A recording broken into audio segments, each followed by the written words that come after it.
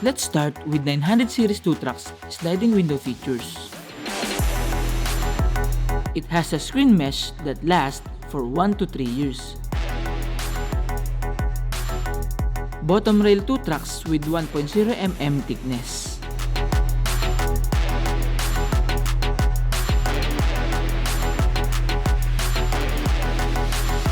And now, the 793 trucks sliding window.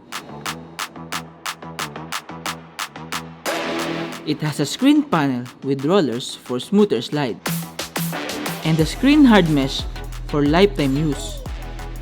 Wider panels with 1.0 mm thickness.